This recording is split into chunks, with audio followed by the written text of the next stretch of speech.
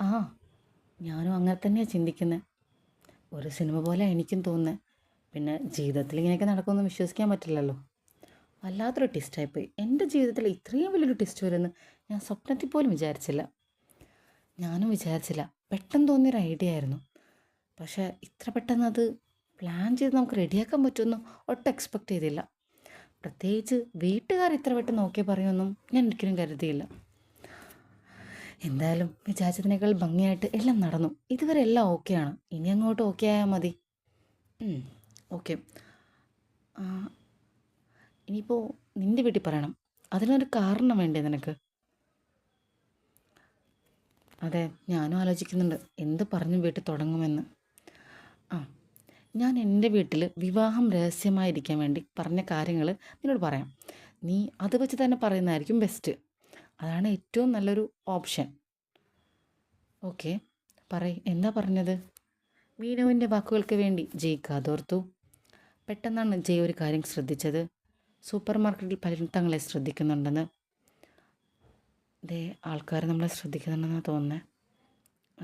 ആണോ? എന്തെങ്കിലും സാധനമൊക്കെ എടുത്ത് ഇതിലൊക്കെ വെക്ക്. നമ്മളുടെ സംസാരം വെറുതെ തെറ്റിദ്ധരിക്കണ്ട. ഓക്കെ. എന്തെങ്കിലും ഒരു സാധനം ഇവിടെ ഉണ്ടോ, അങ്ങനെ എന്തെങ്കിലുമൊക്കെ ചോദിക്കുക. Okay okay. എന്തേ പിന്നെ ചോദിക്കണ്ടേ? വായൊന്നും വരുന്നില്ലല്ലോ. എന്തിപ്പോൾ ചോദിക്കുക?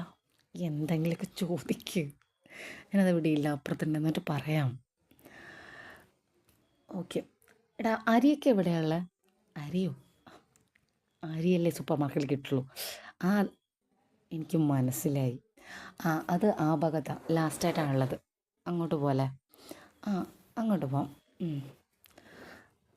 എന്നിട്ട് പറയ് ബാക്കി. എന്താ പറഞ്ഞുകൊണ്ടിരുന്നത്?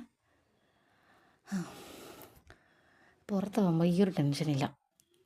പിന്നെ നമ്മുടെ ബന്ധം പരസ്യമാക്കാൻ പറ്റാത്തതുകൊണ്ട് ഇതുപോലെയൊക്കെ കാണാൻ പറ്റുള്ളൂ അല്ലേ? ജയ് പറഞ്ഞു. എന്താ നമ്മുടെ ബന്ധം പരസ്യമാക്കണം നിനക്ക് നിർബന്ധമുണ്ടോ? അയ്യോ, എനിക്കില്ലേ. എന്നാൽ പിന്നെന്താ പ്രശ്നം? ഒരു പ്രശ്നവുമില്ല. നീ ബാക്കി പറ. അല്ല, എനിക്ക് നീന്ന് വിളിക്കാമല്ലോ അല്ലേ? അതൊന്ന് ചോദ്യമാടാ. നീന്ന് വിളിക്കാൻ എന്താ പ്രശ്നം? ഭാര്യയാകുമ്പോൾ പിന്നെ നീന്നല്ലാതെ എന്താ വിളിക്കുക? മീനു, രഞ്ജു, നീ അങ്ങനെയൊക്കെയാണ് വിളിക്കേണ്ടത്. ബിക്കോസ് ഞാൻ നിൻ്റെ ഭാര്യയാണ് പോകുന്നത്. മനസ്സിലായോ നിനക്ക്? മനസ്സിലായി. ജയ് കൂടുതലൊന്നും പറഞ്ഞില്ല. ഞാൻ വീട്ടിൽ പറഞ്ഞ കാര്യം ഞാൻ നിന്നോട് പറയാമെന്ന് പറഞ്ഞല്ലോ. എൻ്റെ മകൾക്ക് 20-ാം വയസ്സിൽ വിവാഹം നടത്തണം എന്നാണ് ഞങ്ങൾക്ക്. അതുകൊണ്ട് മകളുടെ വിവാഹകാര്യത്തിന് ശേഷം മാത്രമേ എൻ്റെ വിവാഹക്കാര്യം എൻ്റെ മകൾ അറിയാൻ പാടുള്ളൂ എന്നാണ് ഞാൻ വലിയേട്ടനോട് പറഞ്ഞത്. അതായത് നമുക്ക് 3 വർഷം സമയമുണ്ട്. മനസ്സിലായോ? 3 വർഷമോ? എന്തിനു 3 വർഷം? നമ്മൾ 1 വർഷം കൊണ്ട് പിരിയാൻ വേണ്ടിയല്ലേ വിവാഹം കഴിക്കുന്നത്? ജയ് അല്പം സംശയത്തോടെ ചോദിച്ചു. എടാ, നമ്മൾ 1 വർഷം കൊണ്ട് പിരിയും. വീട്ടുകാരോട് അത് പറയാൻ പറ്റുമോ? ഓ അങ്ങനെ. വിവാഹം രഹസ്യമാക്കി കഴിക്കണമെങ്കിൽ എന്തെങ്കിലും ഒരു കാരണം വേണ്ടേ? അതിന് ഞാൻ പറഞ്ഞൊരു കാരണമായത്. മനസ്സിലായോ നിനക്ക്? ഓക്കെ ഓക്കെ, മനസ്സിലായി. അപ്പം ഇനിയും നടക്കാം അല്ലേ?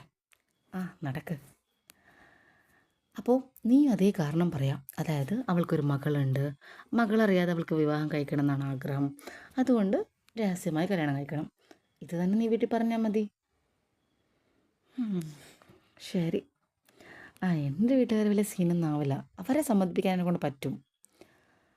ഓക്കെ. അപ്പോൾ ബാക്കിയൊക്കെ സെറ്റാണ്. ഇനി വേറെ എന്തെങ്കിലും പറയാനുണ്ടോടാ? ഇനി പ്രത്യേകിച്ച് എന്താ? വീട്ടുകാരെ കല്യാണത്തിന് സംബന്ധിച്ചാൽ കഴിഞ്ഞില്ലേ, വേറെ പണിയൊന്നുമില്ലല്ലോ. പിന്നെ വിവാഹത്തിനുള്ള താലിമാലയുണ്ടല്ലോ, അത് ഞാൻ വാങ്ങാം. താൻ വാങ്ങുമോ? എൻ്റെ കഴുത്തിൽ കെട്ടാനുള്ള താലിമാല ഞാൻ വാങ്ങിത്തരാം. നീ ഒന്ന് കെട്ടിത്തന്നാൽ മതി, പോരെ? ഓക്കെ. അപ്പോൾ എനിക്ക് ആ ചിലവുമില്ല. നിനക്കൊന്നിനും അത് ചിലവാക്കേണ്ട ആവശ്യം. എൻ്റെ കഴുത്തിൽ കെട്ടാനുള്ളതല്ലേ, ഞാൻ തന്നെ വാങ്ങിക്കോളാം. മീനു അല്പം ധൈര്യത്തോടെയാണ് സംസാരിക്കുന്നത്.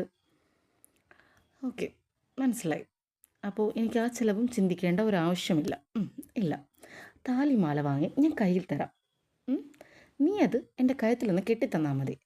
നമ്മൾ പിരിയുമ്പോൾ എന്തിനാ വെറുതെ നിൻ്റെ സാധനങ്ങളൊക്കെ തരാൻ വേണ്ടിയിട്ട് ഞാൻ വെറുതെ വാങ്ങി വെക്കേണ്ട വല്ല ആവശ്യമുണ്ടോ?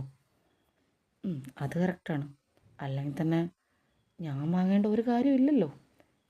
അത് മനസ്സിലാക്കുകയും സമ്മതിക്കുകയും ചെയ്തു. അല്ല, അവിടെ വേറൊരു പ്രശ്നം ഉണ്ടാവല്ലേ? ആ, എന്താടാ പ്രശ്നം?